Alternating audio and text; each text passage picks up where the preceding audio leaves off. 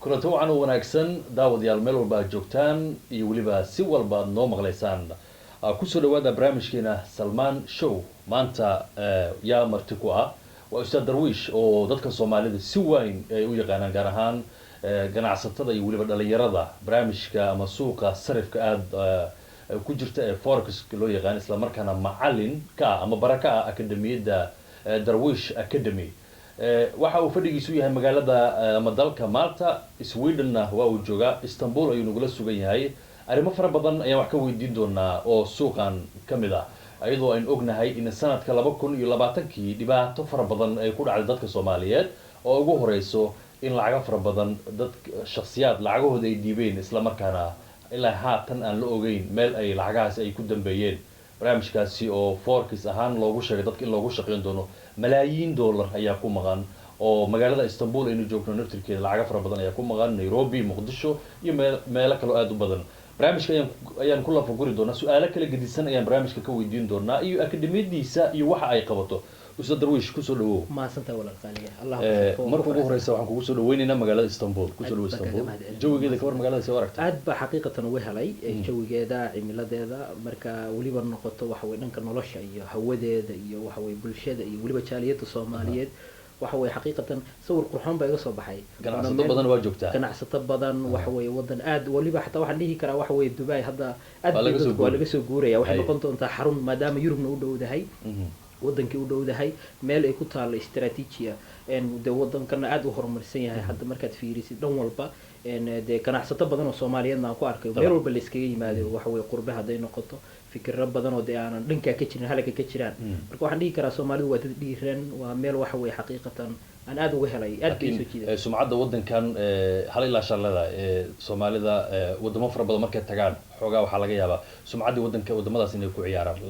marka waxa leedahay fursadda wadanka ka jirta laga faa'iideysto waxaan arkay yani aad in loo soo dhaweeyo Soomaalida markay noqoto waxa way sida loo soo dhaweynayo sida loo sharfayo ixtiraamka loo hayo ganacsiyada ku leeyihiin sida ugu qurux badan yihiin waxaan dhihi lahaa marka muhiimadu waxa way wanaaga leena siiyay inaan waxa way aan ka faa'iideysano waliba mar walba aan waxa way ilaahayna ku shukrino deemoogta mar walba nimcada haysto ku shukriid oo waliba u mahadnaqdina dadka waxa way wadanka kale inaan wanaag tusno maxaa yeelay fursad baan helnay aanan meel kale ka helin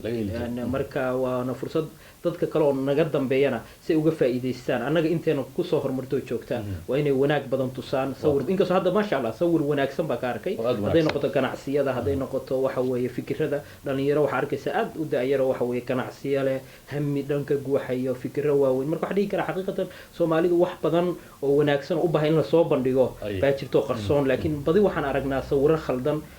dadkii waxaas muujin lahaana waa idinka aad u maarsantahay barnaamijkeena dib ugu soo laabanayna suuqan forex ka muddo ku jirta qabiir waa tahay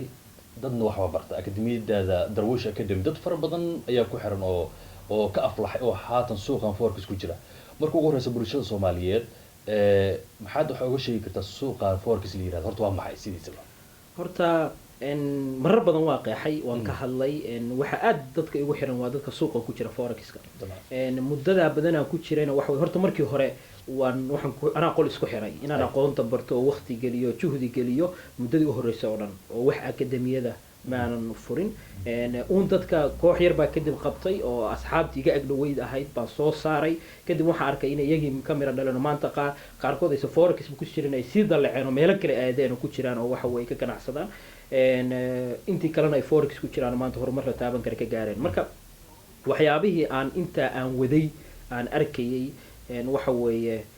dhibaato fara badan oo bulshadii qabsatay sababtuna waxa weeye san raacayn wadadii saxda ahayd forex marka waa maxay forex waxa weeye waa suuqa kala sarifka lacagaha qalaad waxa isku bedelaysaa lacagihii ba isku kala bedelaysaa laakiin lacagaha isku kala bedelaysid ma aha wax aad leedahay lacagta salway salku lacagtana baaway baa ku kalmaha waa wax u baahan aqoon waa wax u baahan falanqayn waa wax u baahan waqti badan waa wax u baahan juhdi iyo tamar marka anu waxaan dhihi lahaa in inta u badan oo dhalinyartu ay yani suuqan soo gashana aqoonta sida saxda uga ma faa'iideystaan marka forex waa aqoon jirta oo u baahan qofku inuu ka faa'iideysto waata akademiyada Darwiish Academy dad fara badan ku xiran goorma bilowday akademiyadaas akademiyada waxaan bilaabay hadda muddo 2 sano bay furan tahay xaqiiqatan waliba sanadkii saddexaad baad u socda si wanaagsan oo u socotaa markaad fiirisid dib u habeyn baa marba ku sameeyey sanadkii hore laakiin si qurux badan ba u socotaa marka waxa weeye arday fara badanna way ka aflahayn aad iyo aad oo adduunka kala jooga daafaha dunida kala jooga aniga marka hadda turki imaanay waxa uu imaaday arrimo shakhsiyan oo uma imaan arrimo ganacsi ama forex khuseeya xaqiiqatan dad badanaa ku sikadiisa kugu soo booqanaya ku dhahay ustaadka yimid sikadiisa sax si oo ilaa hadda intaa joogay dad 100 qof kor u dhaafaya waa la kulmay oo ama wadada aan kula kulmo ama aan goobo kale kula kulmo يعني qaarkood iga codsanay inaan kulamo la yeesho khaasa aqoonta tan saxda waa rag soo jabay waxay iskugu jiraan waxa weeye kuwa hadda raba iyo kuwa hadda ku jira waxa weeye hamile marka si aan waxa weeye ula rumeeyo hamigaas talo u siiyo u hoga tusaaleeyo maadaama anigu aan helin waxay hoga tusaaleeyo marka soo galay inaan u noqdo maadaama ay arkaa inaan u ahay qof hormuud oo waxaan aqoon u leh inaan taladayda siiyo marka waan ku faraxsanahay inaan la kulmo ma sha Allah waxa jiro dhalinyaro fara badan oo bulshada ama ganacsatada Soomaaliyeed ama dadka Soomaaliya jooga naftirkooda u sheegay inay qabiil ku yihiin barnaamijkan forex-ka isla markaana dadka ka codsanay inay xafiisyo la furtay la yiraahdo lacagaha noo dhiibto waa ku shaqeynayna wad kugu soo celina taasi macquul ma tahay macquul maaha hadday macquul tahayna sabab ay macquul u tahay baa jirta adduunka markay noqoto deegama hadlayno Soomaaliya laakiin waxa Soomaaliya hadda ka socday 2020 kan horeyna uga digay sanad ka hor waqtigan oo kale aan wareysiga BBC-da ku bixinaya ka digay waxay ahayd in dadna lacag loo dhiiban qofku marka uu lacag qabanayo kow waa inuu aqoonti waxa kan leeyahay waa inuu khibrad leeyahay aqoonta koorta laga soo tago waa in uu wax uu tijaabiyo oo horumar waxaan ka gaaray la taaban karo dadka oo dhan ku wada og yihiin oo dadku soo saaray yihiin dad hormuuda inta u dambaysa qodobka u dambeeyana waa inuu qofkani leeyahay sharci uu lacag ku qaadan yani ku qaban karo lacag uu dadka ka aruurin karo oo hadhow tixraac si loo helo qofkaas waa inuu caymis ku jira يعني waxan ama sharciga ka qaadanaysid oo yani in lacag qabatid lagu og yahay oo sharciyeysan hadhow xataa qofkan haduu lacagti lumiyo waxa uu raaci kartaa maxkamad baa la digsan kartaa waxa ay tacadeyn baaysa laakiin qof aniga maanta inta Darwish Academy ku qoro oo saxiix ay sameeyso oo shaabad sameeyso badii kara keena lacagta laakiin saxiixayga ama sharciga hadii dawladda aqoonsanayn oo nidaamkii oo dhan aysan jirin hadda maanta ari hadda akademiyada hogaamiya sax Darwish Academy baa lahaa hadii uu qof iska qoro website-kayga tusaale kale oo qofkaasi waxa weeye lacagti bixiyo laakiin akademiyada dhan ay maran tahay way maran tahay akademiyada waxa laga inay 10 ku jirin ba laakiin qofku inta oo Darwish Academy way wax 10 ba isugu jira akademiyada dhan faarqta oo qofkii soo galo lacagti bixiyo hadduu ku qoro mee wadanka joogo dacwad buu iga fulay sababtoo way diiwaanka shan tahay waa ka taxadar laakiin haddii aysan diiwaanka shan lahayn ka war yani waa maxay marka muhiimadu qolo walba sameeysan lahayd qolo walba sameeysan waa maxay wax walba wixii leeyahay sharci iyo nidaam marka waa qof walba waxa muhiim ah aniguna aan kula taliya 2020 19 February waqtigan oo kale wareysiga aan bixiyay BBC-da ku jira bog hadii dib loo raaco waa la heli karaa waxaan ka digay waxay ahayd waliba niman badan oo ganacsataan aan la kulmay in aan forex qof walba oo aqoontiisa barto uu cidna lacag u dhiiban hadii uu rabo in cid lacag u dhiibtana inuu koonto isagu leeyahay intuu furto oo lacagtiisa ku shubto oo passwordka qofka xirfadda la u dhiibo dhaho ku shaqeeyo halkaas wuxuu ka arkayaa marka qofkani waxa uu sameeynayo laakiin dadkan lacagta aruursanayo walaalayaal xaqiiqadu waxay tahay in aysan dadkani ku shaqeynay wax forex laakiin magacii forex baa lagu aruursanaya koobka shaahna waa ku cabi kartaa koobka wax kale khaldan oo u isticmaali kartaa oo ku sameyn kartaa wax dhibaatada u weyn oo jirta waxay tahay magacii waxa la arkay wixii inay aad Soomaalida u gaartay forex-kii oo hada hay'ad oo leeyahay qofka 100 kuna keenaysa bil kadib 100 kula lagu sii taas ay ku dhacday marka qofku wuxuu sameynayaa in walaal inuu qofki waxa weeye dhiirado oo dhaho hawl lacagta ii hay yani qof walba wuxuu leeyahay fursad baa jirta halkan ka faa'iideyso isagoo aqoonti ilaahay buu leeyahay aqoon baa leeyahay shan qof iska hormarinaya xafiis furaya marka waa khalad intaas aan ku soo jira waxa kan waxa laga yaabaa qaarkood inay dadka aniga wax iga bartay dadka lacagaha qaarkood aruurinaya qaarkood wax yar ku jiray inaysan muddo yar ku jireen suuqa kan aqoon u lahayn marka qofka aqoonta dhabta u leh suuqa kan lacagtad uma qabto anigaygaas ay la mid ah waata laakiin hal su'aal oo runtii dadku aad isku weydiiyaan marka oo la leeyahay suuqa waxyaalaha laga faa'iido waxa kamid ah 10 kuna dhiibaysa bil kadib waxa helaysaa 20 kuna helaysaa macquul ma waa khalad lacagaha sidee lagu keenayo waa khalad waxa la sameeyaa walaal waxa jira marketingka waxa la sameeyo waxa weeye in qofku waxa uu adeegsanay dareenka uu ku ciyaaraya maskaxda kala ma hadlaya dareenka uu kala hadlaya bini aadamkuna cadiifad qof walba marka lacag buu u baahan yahay hami buu rabaa guri buu rabaa inuu dhiso nolol buu rabaa inuu sameeyo safar buu rabaa inuu sameeyo marka waxa laga marayaa dhanka waxa leeyahay هذا تمكن نودي بتي أنت ساكوسيننا وح قف هذا أركت كله هذا فوركس العق عيمل إيدي بتي وحن كوسيني على العقد أنت سبيشي بلن قاعد وابين ganacsi oo dhanna markay noqoto ma fiicna inaad ballanqaad samaysid diiniyan xataa markaad fiirisid inaad tiraahdo qofka maxaa yeele bis maanta haddaad dukaan furto oo dukaankaa dhaho waxaan hubaa maanta inay $100 iga soo gelayso ma ogin haddii dan wax laga yaaba ka badan inuu kusoo gasho ama ka yar kusoo gasho suuqana waxaa jirta waqti waa xilliga marxaladda cimilada oo kale waqti waxaa jirta uu aadan fursad ka helin toddobaadkan waxa laga yaaba 2 maalmood inuu si qurux badan kugu dhaqaaqo maalin dhan inuusan suuq kugu dhaqaaqin oo lacag fursad la aada arag marka ballanqaadkaas waxa laga yaaba bisha dhan aad sheegaysid inaad 4 trade kaliya qaadaysid see marka waxa weeye ballanqaad u sameeyo sidee marka lacagtaasi qofka lacag uu dhiibaya isla bishii lacagta uu helaya waa la siinaya okay sababta ku timaada waxa weeye waa xayndaab meerta silsilad meerta yani qofkan waxa weeye adigan waxaan leeyahay 10 qof oo kala iimaanaysa koortaan dhaho lacag baan qabanaya adiga marka 10kan qof u horeysay 10ka qof u sii sheegaan oo dhahan war anigu faa'iidadii baa sugaya bal isku celcelinaya waxa laga yaabaa 10ka qof midba inuu lacag badan dhiibtay mid inuu 50 ku dhiibtay mid 60 ku dhiibtay wixii baan isku adoo 10 ku dhiibtay wax lagu siinaya 20 yani wax lagu daraya ama 15 marka waxa maxay waa xayndaab wareegta marka way fashilmaysaa wareegtada ma sii soconayso ayaguna ka faa'iidayaan iyaguna waxay sameynayaan way isticmaalayaan maxaa yeelay qofkii markii aan maanta inta ii timaad oo $500 ii dhibato oo bil kadib aan ku siiyo $1,000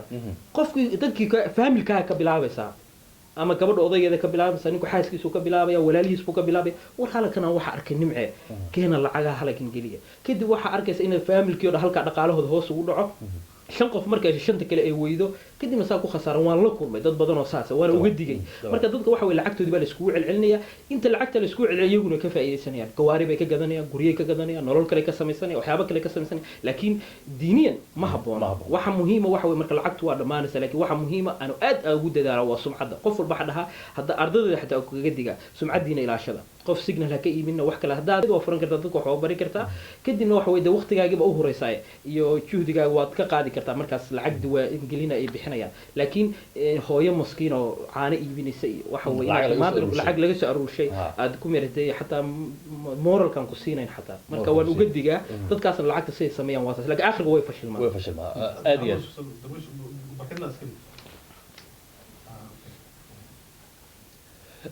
marka laga hadlayo akademiyadda dad fara badan dhalinyaro fara badan ku xiran oo ku aflaxay ku shaqeysta oo xitaa magaalada nala joogo Istanbul nala joogo oo ku shaqeysta oo runtii biilka yar loo soo dirayay ka tanaasulay akademiyadda marka la rabo qofka in uu iska diiwaan geliyo ma jira wax shuruudo ah lagu xiro way jirtaa wax shuruudo lagu xiro akademiyaddu markii hore aan furayay anigu wadankii muddo waa ka soo maqnahay de ma ogi xaaladii maan ogeyn iyo sidii waxa inay isbedeleen baa moodayay markii hore akademiyadda furayay meelaha qaar markaa fiiriso $1,000 baa lagu bartaa qaar baa $5,000 lagu bartaa markaad ajnabi ka baranaysa aqoonta tan waxay ku barayaan xataa aysan ahayn wixii saxda ah qaarkood waan fikiray marka waan fariistay waxaan furay akademiyad waxaan arkay bulshada inay u baahan tahay akademiyad dhalinyartuna badi waxay ku tirsaneen waagi hore suuqa soo galeen signalist qof u soo diro aqoontii marka waxaan furay akademiyadda marka waxaan ka dhigay $79 bishii 3 biloodna waxaan ka dhigay $229 kadib waxaan arkay muddo kadib daraasad baan sameeyay dhalinyartii iyo wixii oo dhan waxaan arkay marka in dadka Soomaaliya ardada Aasiya iyo meelahan wax ka barto Europe iyo meelaha aan Europe ahayn iyo America inaan waxa weeye aan dadka u baahan oo inay isbedel sameeyaan aan arkay markaan hadda Nairobi tagay scholarship badan baa bixiyay oo arday fara badan u furay waxaana go'aan ku gaaray markaa soo laabtay oo aan hadda dhowr bilood ka hor bay ahayd inaan sameeyo akademiyadda inaan may qiimaheeda hoos uga dhigo dadka jooga waxaan Europe iyo Mareykan joogin oo dhan inaan qiimahooda $40 bishii uga dhigo kadibna 3 biloodna aan 120 uga dhigo waxa laga yaabaa akademiyadda boqolkiiba 40 dad badan baa waxaan siiyay scholarship siiyay qaarkood ama qiimaheesan ka yar uga qaaday ma aha muhiimadeedu waxa weeye inaan maanta waan helay natiijada xaqiiqatan markaan wadanka joogay dadka waa la kulmi jiray waa arki jiray laakiin markaan dibadda u soo baxo Nairobi oo kale markaan tagay xaqiiqatan gurigay kama soo bixi karin xataa markaan meeshaan deganaa hoyga banaanka markaan u soo baxo dhalinyartii baa arkaysa dad badan saameynta ay leedahay marka inaad dad wax bartid baa arkaysa hadda Turkiga markaa imaaday xaqiiqatan sawir waxaan arkay xaqiiqatan aad u ballaaran wixii igu sii dhiiri gelisay sawirkaas hadda markaan laabto inaan waxa weeye ku sii dhiiranay inaan dad badan wax sii baro oo aan ka niyad jabin maadaama marka ma online oo muuqaal ba mise waa online weeye casharo asaasiyaada qaybtii dhexe iyo qaybtii sare ba u diyaariyo oo nidaam oo luqad Soomaaliya oo fudud oo qof walba fahmay aan ku sharaxay imtixaankana saas loo qaaday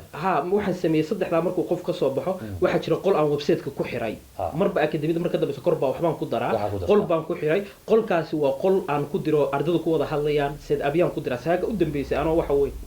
arrimo badan ku jira waxa u direeyay lacagaha dhaqaaqa sameynaya fursadaha maalin walba 5 bari oo suuq furan yahay live baan soo galay hal saac waqtiga ay kamid ah lacagaha fursadaha sameynaya baan ila faa'iideysanaha waxa laga yaabaa $40 qof ku soo galay inuu maalinta u horeysa toddobaadka uu ku sameeyo يعني baa laga yaabaa markay dhanka ka fiirisid qofka horta wixiisa ku shubto waxa laga yaabaa inuu sameeyo yani sanadka dhan wuxuu akademiyada ku dhigan lahaa hal toddobaad inuu ku sameeyo qofku marka xaqiiqada laga hadlayo qofkan aqoontan koortu barto baan ka hadlaya kama hadlay dadka iska jiifo aan waqti gelinin wax marka koortu qofku halkaas live kaas حتى واحد عدد قف كونه شقينا إنه مشغول سيها دبوا كذا وانكر عشرة دي وماشي كوكي سيها مركا إنه أنا وحن كلات اللي أمره بينه قف وحي برتو وقت كلي مركا وقت جاي وجود بدن سوقنا كلي وحن حتى أنا سنة كهذا الله بكون يلا بعتن إلا وحن كتير هذا صدق كونتراكتي وحن لطلي عدد وحن سياتري الأيديال ويكليا تضواد لا مالين لا يعني وحن كودا تضواد له مالين والبأبد عن سوق السيا عدانا أجنبي إنفستريس أو العج هيستا أو شركة لا أو ضد كتاجرين تاع العجوه هذا أول شقية أنا ولا وحن كله يا وحول marka waxaan ku sameeyaa ilaa heerkaasan marka xataa waxaan xoogaa rabaa insha Allah muddo dhow inaan hoos u dhigo waxa weeye energy-ga badan maadaama dad badan aan soo saaray inaan isku dayo inaan inta caawin karin dad aan caawiyay inaan waxa weeye aan inta aan awoodo aan si caawiyo muddo kooban insha Allah rajayn doono maadaama aan saameyn badan sameeyay dad badan soo saaray akademiyadana long term baan ka rabaa inay sii jirto laakiin aan waxa weeye sidatan aan hadda wax ku wado aan ku sii wadi doono maadaama hadda waqtiga aan geliyo maalinta hal saac aan live soo gelayo ay tahay iyo sababiyada aan la wadaagay lacag aan qaadan lahaa u diri doono marka awal waxaan energy badan oo ardada inaan arday badan soo saaro waqtiga u horeeyay geliyay hadda waayay dambe nasasho iyo inaan maadaama aan focus waxaan u baahan yahay maadaama aad mas'uuliyad badan aan qaaday jir ahaan waa dareemaysaa buug baa hadda wadaa oo soo wadaa aan kaga hadlayo forexiska marka buugka soo bandhigo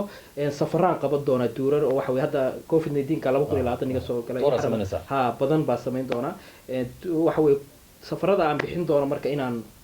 waxa weey dadka kula kulmi doono marka wixii ka dambeeyay waxaan soo saaray dad badan oo ibadali doona fariintan hayina aan waxaan igu maharay kaliya hadda waxa weey aqoonti ma waa khibradii aqoonti oo dhan banaanka soo dhigaan hay khibraduna waxa weey waa soo jeedka u soo jeeday waxa laga yaabaa sanadkii inaan dhowr mar okiyaalayaasheeda wax ka bedelo waxaan weeye waa shaashadana inta u jeedo afar saac taagata waxaad ii sheegtay maran sheekaysanay xalay qofka markuu ku shaqeynayo forexiska oo suuqa ku jiro inuu mar walba taxadir inuu yeesho internetkiisa inuu mar walba uu ka warhayo mobilka baterigiisa inuu ka warhayo markuu magaalada joogo sakan uu isku bedeli karaa suuqa arrintaas waxa kala waxaa jirta suuqa kani 24 saacadood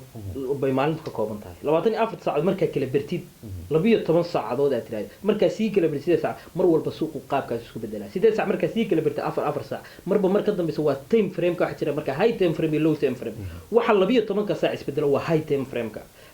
marka fiirisid dhanka kale 12 saac oo kale wax isbedela high time frame ka marka waxa waa khidado iyo sira badan oo ku hareeraysan marka isbedelka isbedelaya iyo xaaladahaas iyo correctionada u dhamaysanay waxa soo dhan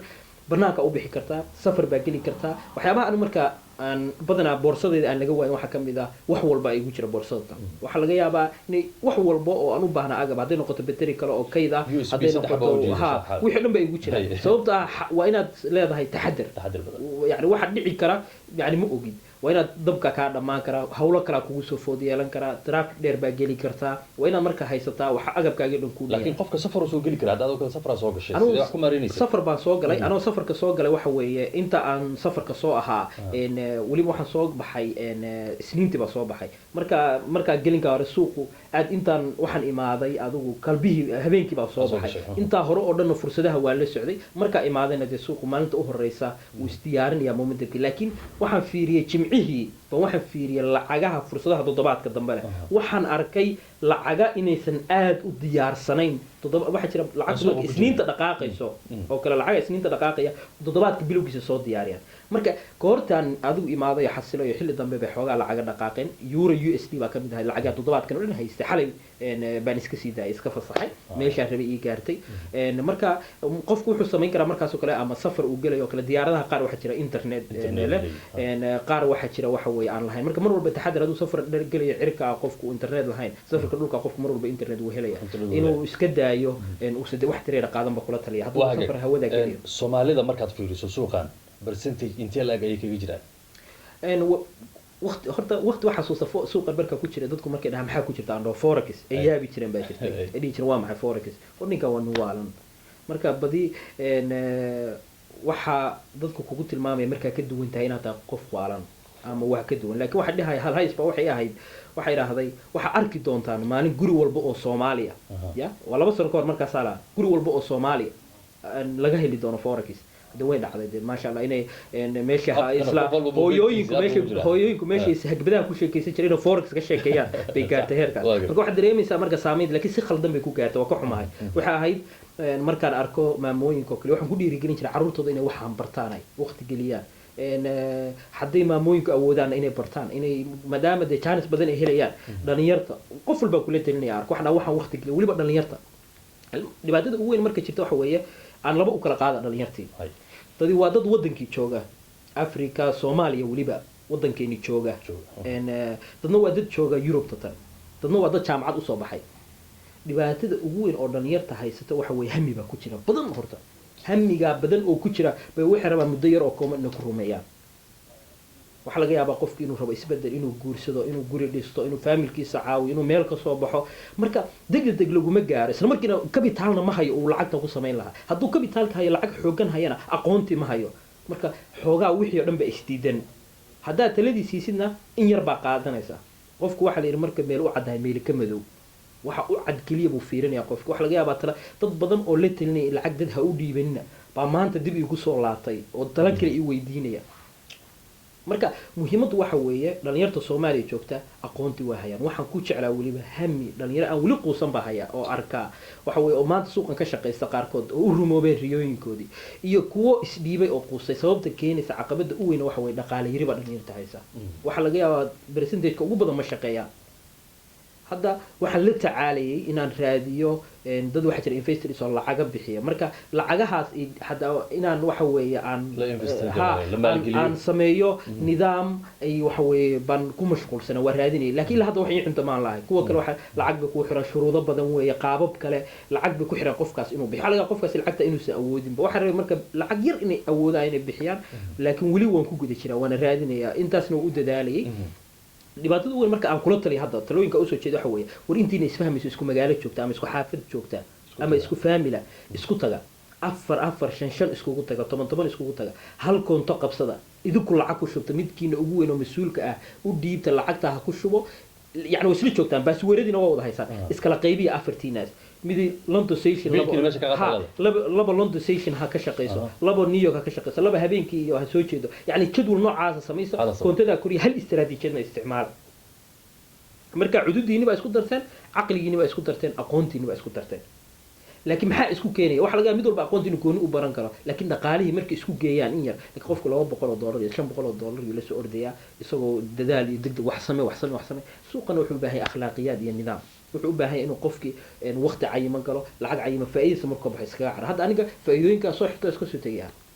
lacagii fursadaha la hadda sugay GBB-yada sugay lacaga ina ka faa'iideysan raba ardadana uu diray waa la wadaagay marka muhiimadu waxa weeye taxadar in suuqa kan qofku u baahan yahay degdeg badan iska joojiyo dareenkiisa uu sarraacay miisadkiisa uu dhifsan yahay iyo hab fikirkiisa baan kula taliyaan wacalimiintu waxa la inta badan sirta rasmiga ah faa'iidada ama barashada barnaamijkan ardayda ma siiyaan okay horta way jirtaa taas waxaan ku xiranta qof walba iyo moralkiisa ana ilaah baa igu og moralkayga gudahayga iyo mar walba waxaan jeclahay win wax la dhaho ina ana guuleyso dadkuna ila guuleysaan maanta dadkii aan wax soo baray qaarkood horumar la taaban kara ka gaaray shaqooyinkooda waa ka tageen qaarkood badidood dadkii aan wax soo baray maanta suuqa kan si joogto ah bay uga shaqeystaan horumar la taaban kara ka gaareen marka iyaga marxaati iiga ah inaysan haddaana sirta bareynta ma shaqeysano horumarka ma gaareen ta kale oo soo raacda waxa weeye qof walbo ila kulman oo life ila kulmo ama iga agdhow dad waxa jira aad iga agdhow dad safar kor intay iisoo galeen bildhan ila joogay oo ag joogay baa jira oo saa u dareergaraynaya daawanay inaan sir ka qarinayna way arkeen maantana horumar la taaban kara gaar marka anigu wax sira oo aan qarinayo ma jirto oo waxaan kaliya hadday jiraan dadkaas waa dad moral aan lahayn marka inaad dadkan aqoonta kugu soo tuhmay inaad la wadaagtid oo bixisid waana imtixaan baa aaminsan haddii hanti lagu siiyo waa imtixaan haddii aqoon lagu siiyo waa imtixaan maaha inaad dadka wax dheer tahay muhiimaddu waxa ilaahay wuu kugu tijaabinaya waxaa sida ugu takrifashid iyo qaabka aad samaysid waana marka mar walba waxaan isku dayaa inaan dadaalkayga muujiyo youtube-ka haddaa youtube-ka degtid waxaan mararka qaar soo geliya casharo aan ardayda akademiyada bisha bixiyey baan soo geliyaa mararka qaar waxaan soo geliyaa lacagaha noo dhaqaaqay see noogu dhaqaaqeen sirtii ka dambeysay inay dhaqaaqaan oo aan akademi la soo gelinaya aysan jirin marka badi waxaan isku dayaa inaan wax walba aqoonta suuqan aan qofka la wadaago weli istaraatiijiyadayda ma bedelin dad badanoo waxaa jira dhibaatada haysata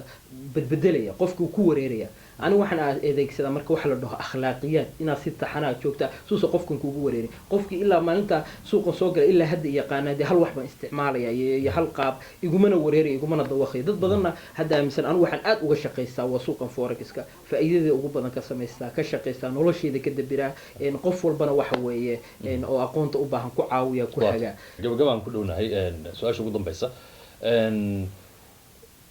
talooyin fara badan ay u baahan yihiin dhalinyarada soomaaliyeed ama dadka soomaaliyeed ee wax maalgashanaya hadda istanbul oo kale markaa fiiriso sanadkii 2000 iyo sanadka hadda kasoo gudubna 20ga 53 milyan lacag ku dhow ayaa soomaali ka dhuntay meel loo raacdana ma leh hadda waxaa la leeyahay lacag ku dhow 9 milyan ku dhow ayaa iyada la leeyahay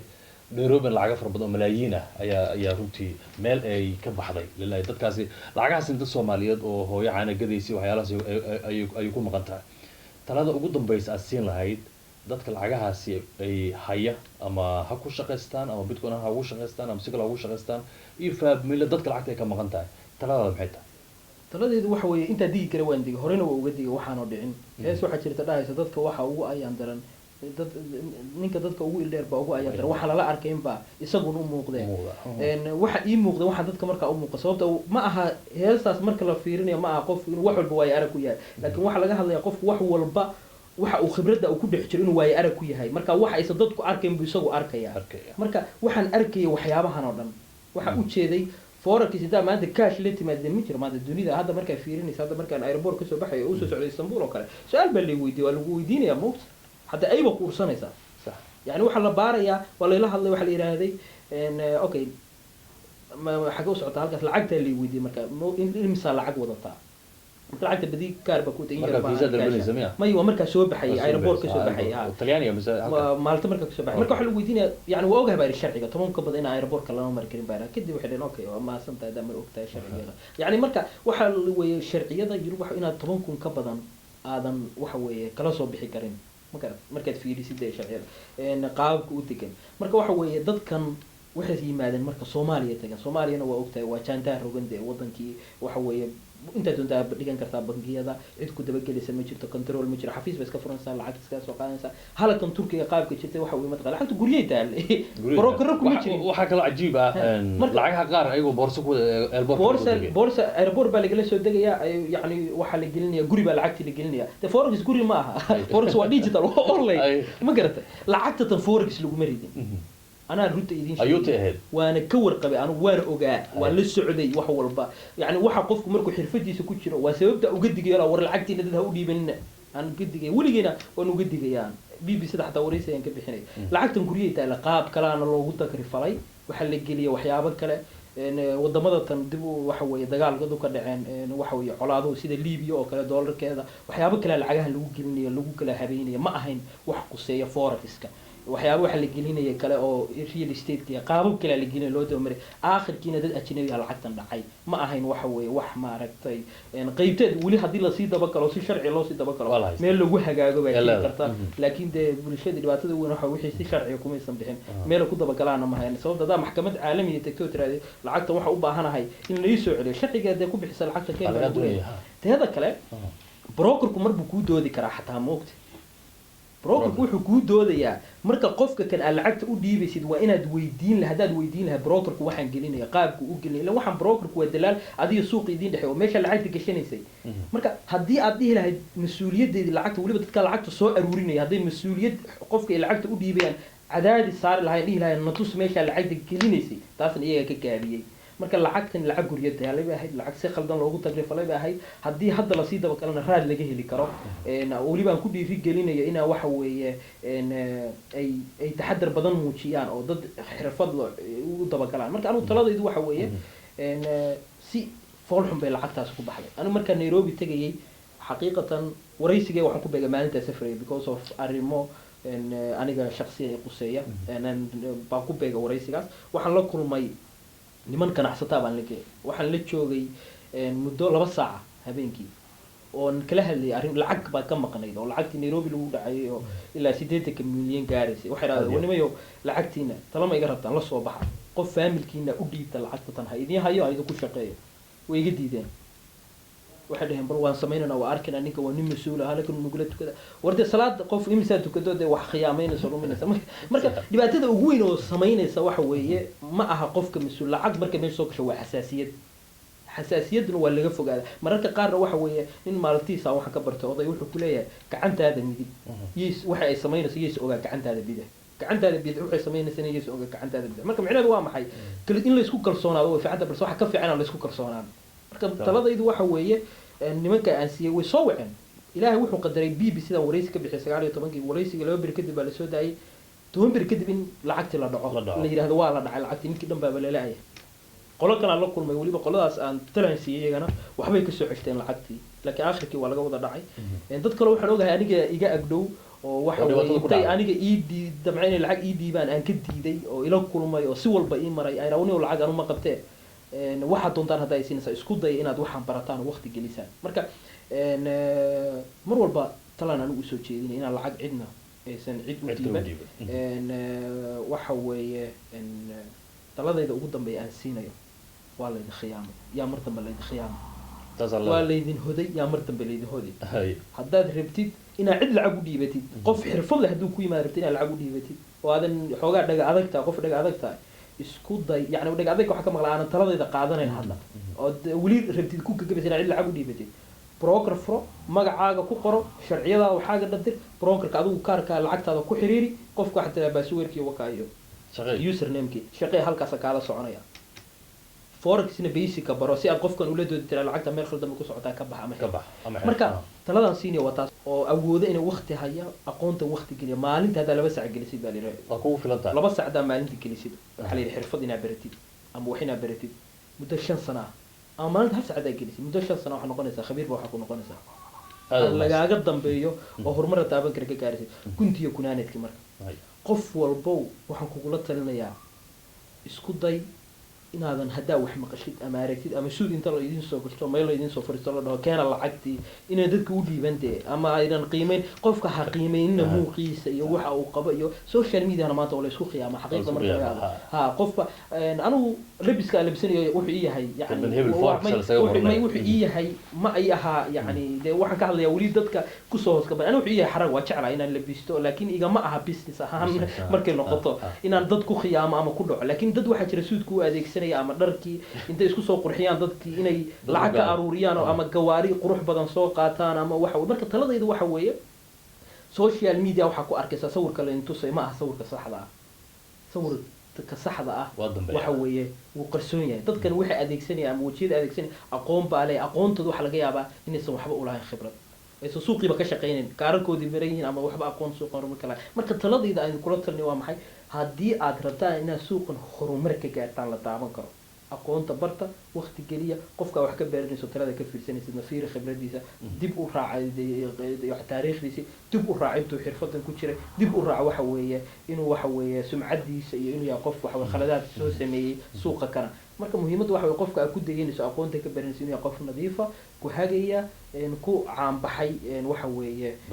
barnaamijka kan oo waxa weeye loogana dambeeyo khibrada marka taas ku talinaya waa tahay aad u mahadsan yahay ustaad darwiish ayuu ahaa oo maanta marti ugu ahaa barnaamijka Salmaan Show oo isagoo Istanbul jooga waxyaalo badan waa ka sheekaysan doonaa marka inta ka horeysana waxaad igala sidaas iyo nabadgelyo Allah ku faraxsanahay insha Allah waa inoo yeesarka dambe xiiso leh ma santahay